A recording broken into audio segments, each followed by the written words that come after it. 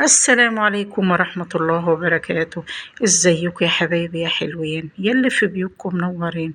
صلوا على النبي يا حبايبي قبل ما نبدأ أي كلام. اللهم صل وسلم وبارك على سيدنا محمد.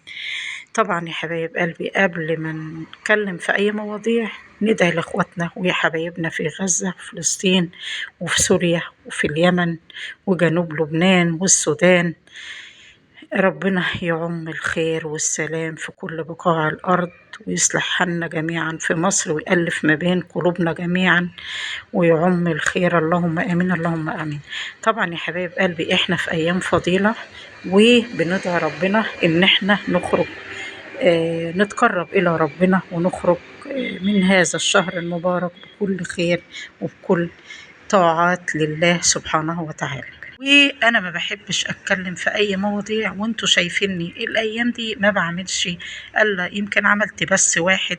ليه؟ عندي في حاجات اهم من البثوث واهم من القناة واهم من اي حاجة، وهي قراءة القرآن والصلاة انتوا شايفين بقى شهر الفضيلة. لكن للأسف اعذروني وسامحوني وهتقل عليكم معلش في الفيديو هذا. طبعا انتوا شايفين الآية اللي هي بتتكلم عن المحصنات. أنا اتكلمت ليه وفتحت الموضوع ليه؟ إن للأسف ما كانش ينفع أسكت على هذا الموضوع. يعلم الله ويشهد الله شهادة حق على كلامي هذا. طبعا يا حبايب قلبي أنا في بس من البثوث اتهم واحدة من المحصنات بافتراءات كذب بما ليس فيها للأسف. أنا علمت بذلك وسمعت وخليت ابن الباش مهندس يسجلهولي على اللابتوب عشان يكون موجود معايا لإيه لحين ما نتشاور في هذا الأمر مع الناس اللي قالت هذا الكلام. طبعا أنا مرضتش أبلغ المحصنة بذلك، ولما بسمع كلام مش كويس مبرضاش أحب أوصله. زي ما بنقول عندنا في المثل ما شتمك إلا اللي بلغك. طبعا عشان وكنت قبلها باخد وعد بصدق. خلاص مفيش اي حاجة، خلاص احنا نكبر الناس، خلاص احنا يبقى في ما بيننا مصالحة وكل واحد في حاله. والدنيا كنا تقريبا العصر والدنيا مرت بحب والدنيا هادية. فوجئت يوم الخميس. انا بسجل لكم دلوقتي النهارده الجمعه، انا ما نمتش على فكره من امبارح. ليه؟ لزعلي وحزني على المحصنه. فوجئت يوم الخميس قرابه المغرب المحصنه اللي قيل فيها ما ليس فيها منهارة وعياط وبكاء بهستيريا. في ايه قالت لي انت ما شفتيش كذا، ده انا بيتقال عليا كذا، انا هطلع هعمل بث مباشر وهقول دافع عن نفسي. طبعا منعتها تبكي بحرقة وبمرارة، وحقها اي حد فينا هيتقال عليه كلام ما ليس فيه هيزعل وهينهار. قعدت أهدي من روعاه، قلت زوجات الرسول عليه الصلاة والسلام، الرسول عليه سيدنا محمد عليه الصلاة والسلام كان بيترمي الأذى قدامه، وكان. قالت أنا مش رسل، أنا بشر. المهم قعدت أهدي روعاه. انت ظلمت حد؟ لا. انت اتكلمت على حد؟ لا. انت اما بتيجي تنامي على مخدتك بتحسي ان في ناس كتير، في بشر كتير بيكرهوكي وبيحاسبنوا عليك وبيدعوا عليكي ليل ونهار؟ لا. قلت لها طب خلاص، ده انت في عزة، ده انت في كرامة، ده انت مكانتك عند ربنا عالية جدا جدا جدا. افرحي وابشري، ده انت حلو كده ان انت مش ظالمة حد. على رأي المثل يا حبايب قلبي اللي خارج مصر، في مثل عندنا يقول ايه؟ يا بخت من بات مظلوم ولا بات ظالم. انت بتنامي على مخدتك كده ما عليكيش اي حاجة لاي حد، لا سب ولا قصف ولا اي حاجة. دي فضيلة. بصي هقول لك حاجة، انت كل يوم بتصلي، انت كل يوم على طاعة، انت نفسك عيالك يلتزموا في الصلاة. اعتصمي بحبل الله، سيبي اللي يتكلم يتكلم. انت لو طلعت تتكلمي خلاص انت خدتك حقك، ملكيش حق عند ربنا، انت دافعت عن نفسك. سيبي ربنا هو اللي هيدافع عنك يا حبيبة قلبي. بكرة الجمعة إن شاء الله خدي ولادك، وقبل صلاة الجمعة روحي اقرأي سورة الكهف. الولاد تحت مع الرجال والبنات وانت فوق عند السيدات، واقعدوا اقرأوا قرآن وعودي ولادك على مروح المساجد. روحي صلي التراويح في المساجد، خرجي ولادك في المساجد. هو ده اللي هيخليه إن الشياطين الإنس والجن تبعد عنك. هدئت من روعها وفرحت قوي. كان المغرب أذن واحنا بنتكلم وانا محروقه من جوه، ومن ساعتها وانا بتألم عشانها. بس هعمل ايه؟ لازم اهدي الدنيا، لازم يعني مش عشان اللي قال عليها كده، لا عشان نفسها، عشانها هي، عشان هي ربنا اللي ياخد لها حقها. انا مش عايزاها تاخد حقها. انا كإيمان ما حد بيظلمني بشتكي لربنا، ما بشتكيش للبشر. بقوم قايله وحقي بيجيلي ان شاء الله، وحقها هيجيلها. لقيت في اخر المكالمه، لقيتها قالت لي باللفظ قالت لي ياه كلامك هذا، شوف انا اول ما كلمتك كنت عامله ازاي، ودلوقتي انا خلاص انا هحتسب الامر عند ربنا وهعمل اللي انت نصحتني بيه. بعدها كنت بصلي التراويح في المسجد، رنت عليا بتطمن عليا وعلى صحتي، لاني بكيت كتير وزعلت كتير قوي قوي قوي على الافتراءات الكذب. كان فيه بس شافته كذب، عاد كذب من الإخوة. تبلي لازم أقول كده ومش هخاف من أي كلمة أقولها، لأن في يوم ما يعني غفرت وقلت خلاص مفيش حاجة، وصلة أرحام مفيش حاجة، يعني خلاص الدنيا.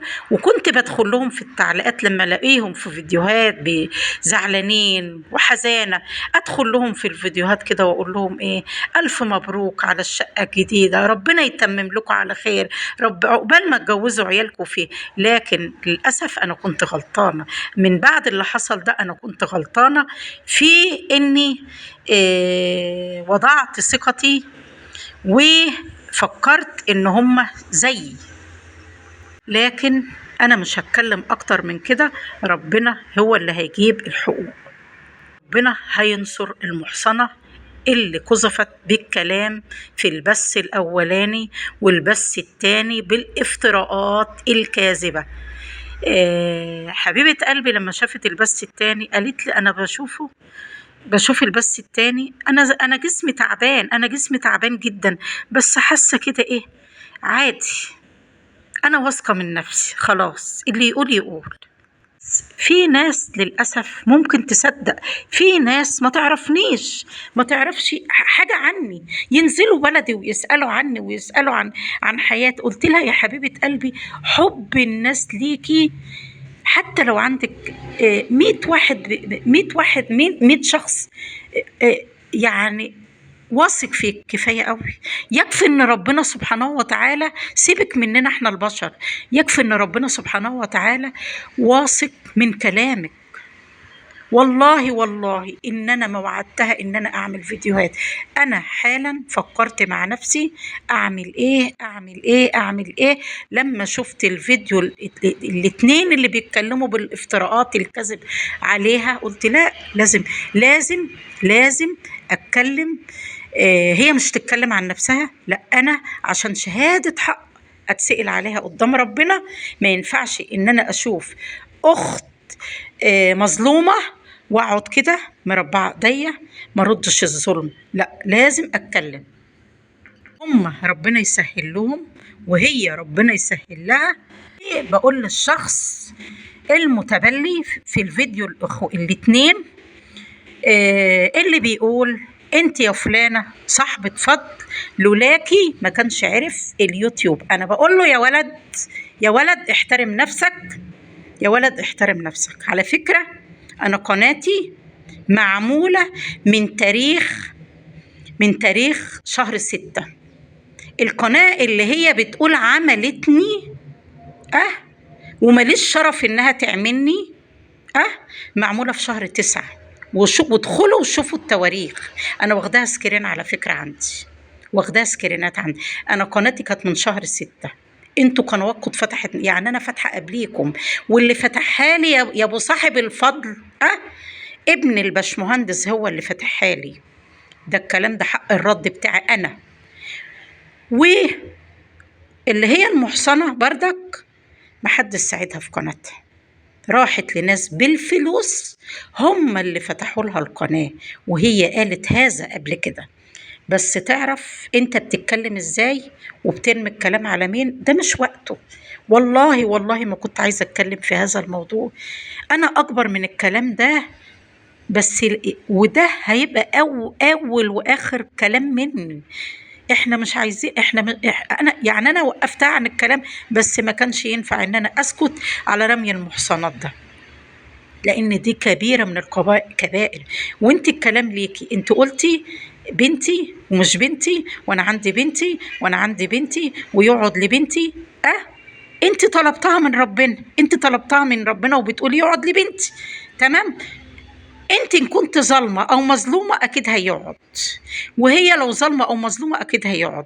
وعند الله تجتمع الخصوم، وان شاء الله في الدنيا قبل الاخره الا رمي المحصنات، كل واحد هياخد حقه. وانا منعتها عن الكلام ليه؟ لان هي عندها بنات، قلتلها مش عايزين نتكلم في اي حاجه. هي محترمه وانت محترمه، هي كويسه وانت كويس. هي رمت كلمه كده بغباء، بغباء تتحاسب عليها عند ربنا. المفروض ما يتقالش كلام زي كده.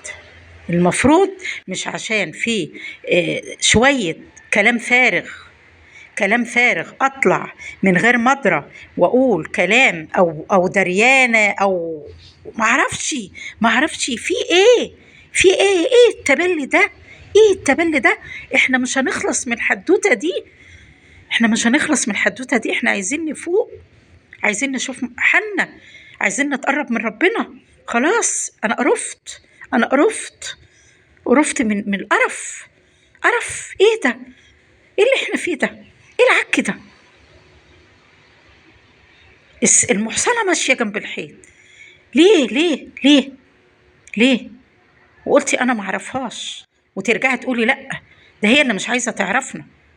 فيديوهاتك قلتي قبل كده، قلتي قبل كده انا مش عارف، انا مش عايزة اعرف حد. ترجعي تناقضي نفسك وفي فيديو في بث الاخوين وتقولي لا هي اللي مش عايزة تعرفنا. افتراء كذب، افتراء كذب. ليه؟ حرام عليكم، اتقوا الله، اتقوا الله، اتقوا الله. هيقعد لكم، والله هيقعد لكم، كل اللي بتعملوه ده هيقعد لكم عاجلا آجلا، هيقعد لكم. مفيش حاجة بتترمى عند ربنا، والله ما في حاجة بتروح من عند ربنا. ربنا بيمهل ولا يهمل، ربنا بيمهل ولا يهمل. حرام عليكم، حرام عليكم، زودتوها قوي. ده أنا بقول لها ما ترديش. ليه كده؟